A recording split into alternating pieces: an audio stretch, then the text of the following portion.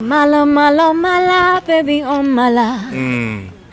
Omala, Omala, Omala, baby Omala.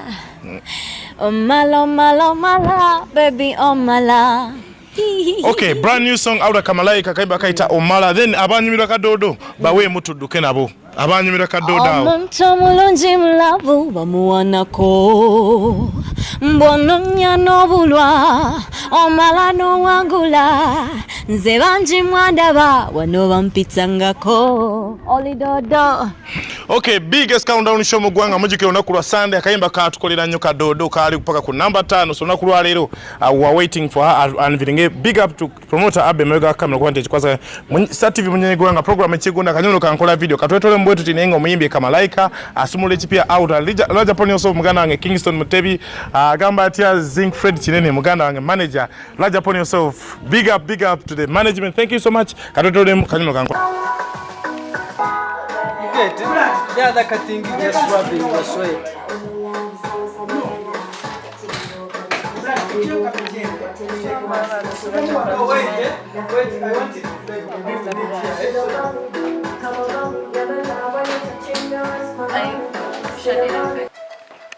Nkola video program ekigunda of course exclusively kanyamula kenkola video tulete ebidiwo ebize training and ebitambula mu mbeera mu gwanga naddayo kuba nti abayimbi bakola emirimu egy'enjawulo. Yes, bali mu fumbiro bafumba, however wekiba kiyidde naffe tukikuleeta ne tukikulagasa. Kanyamula kankola video program ekigunda Luja DJ Mogi akogata ne team ey'enjawulo gye tukwasaganya nayo mpola. So nakola lyo behind the scenes tulina omukyala the beautiful Kamalaika yatukyalirako awo na premiering akayimba kabayita Dodo. Nakulwa leero twagala buze ku bagiriko. Kamalaika, say hello to the viewers n'abagiriko kumnyenyi gwenga. Banange mwena bali kumnyenyi gwanga.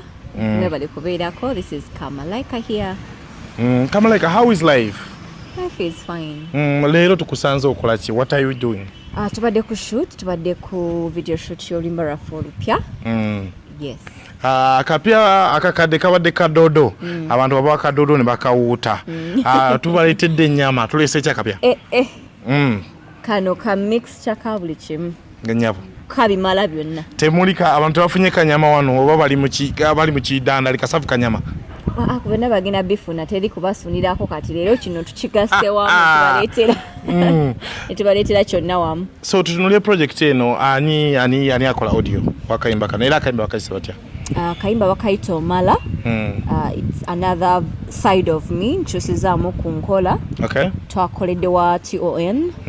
Era kagenda tuchakaza. So twagadde ekintu ekidduka. Twagadde abantu stress zibadde nyingi ne Dodo yesabadde wa kuchakalamu kuzina naye ate wantwongeddemukko ku maanyi nnyo. So vibe ngeri waggulu.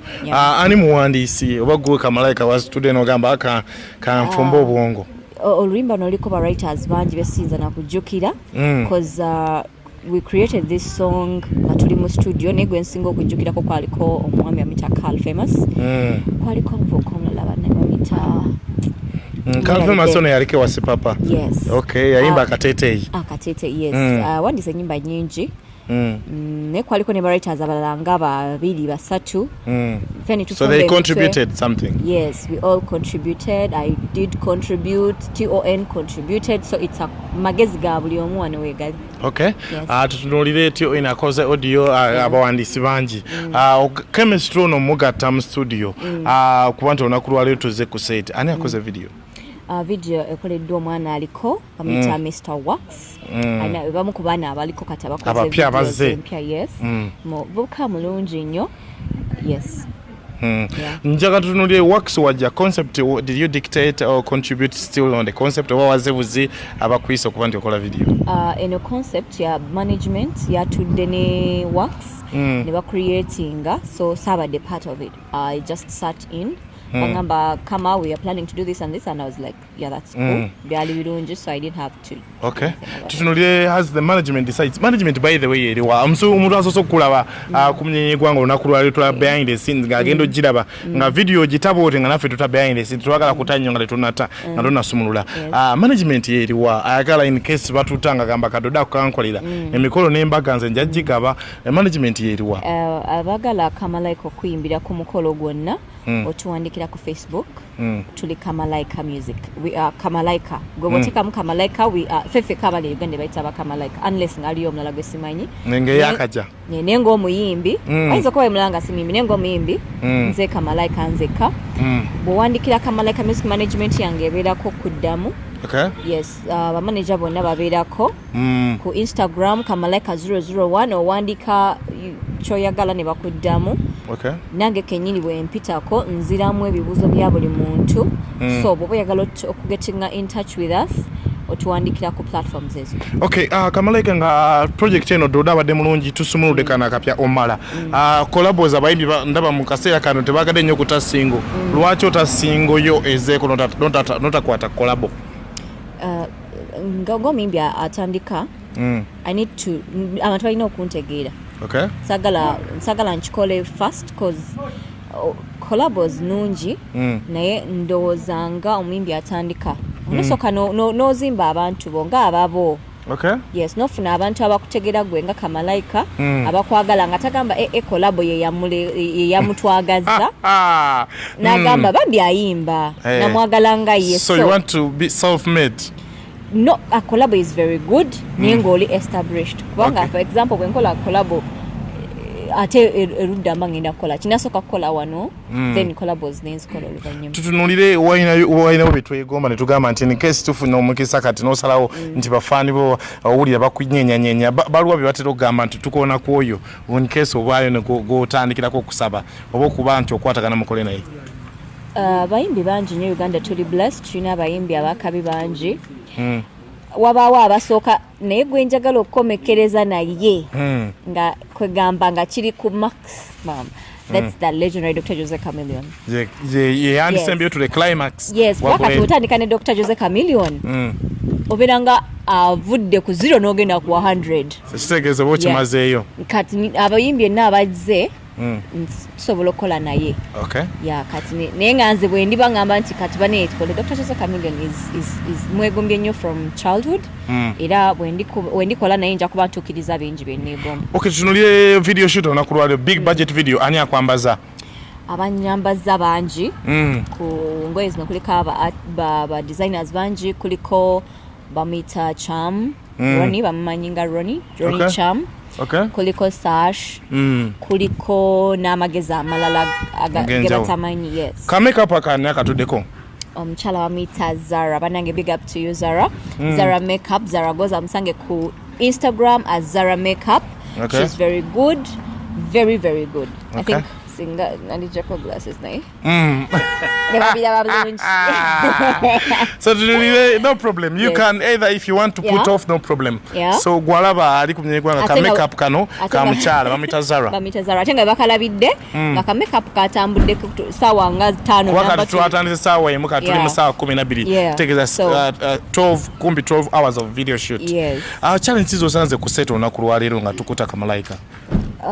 Sina nnyo challenge nfunye nenga omanye bitero kubera mu video shoot ebya bulijjo ze time keeping atutawanyizamu ko tufunyemu some delay here and there. Naye at the end of it tukimaliriza bulungi era njagala okwebaza omwami Wax. He's a very patient guy and very time keeping. Okay. So big up on yourself. Okay, lastly fans abakuwagira Kamalaika social media handles zizitya then ne bigambo bisembe bya bawagizi 2021 ono mwezi tuli mu gwamukaaga nga tona sumulula kana akapyake tuleta. Njagala okwebaza abantu abagadde Kamalaika Music abatanaba kuntegera. I believe with time genda ko ku YouTube o checking ku Kamalaika Music era subscribing o labe nyimba ze tulinayo already. Olimba luno olupya era bwe nabanga lutuse okuteewa tujja tuteka ku YouTube abantu bajja dulaba and change sure that people will love it. Okay. Anga tuduka tuinawo ku ddoboozi erikyasigaddewo teriweddeewo bannayuganda baba wagizibo oba we ku ddoboozi esegera ddoboozi tufune kapeera abantu bawulyeko Omala oyo bategere Omala agenda okujja nga at least eddoboozi mweriri King nzikirizibwa sampalinga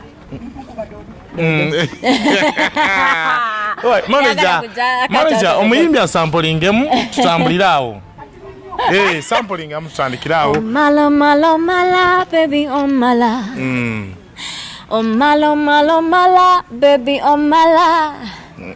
Omala, baby, Omala. Okay, brand new song out of Kamalaika kaiba kaita Omala. Then abanyumira kadodo bawe mutuduke nabo. Abanyumira kadodo awo. Omuntu mulungi mulavu bamuwanako. Mbono nyano bulwa Omala no wangula. Nze banji mwandaba wano bampitsangako. Olidodo. Okay, biggest countdown show mugwanga mujike olunaku lwa Sunday akayimba katukolera nnyo kadodo kali kupaka ku number 5 so olunaku lwa leero we are waiting for her unveiling. Big up to promoter Abe Mega Kamera kwa ntechi kwaza TV munyenye gwanga program ekigunda kanyono kankola video katwetole mbwetu tinenga omuyimbi Kamalaika asumule chipia out Raja Poni also muganda wange Kingston Mutebi agamba atia Zinc Fred Chinene muganda wange manager Raja Poni also big up to the management. Thank you so much katwetole kanyono kankola video tukomeo.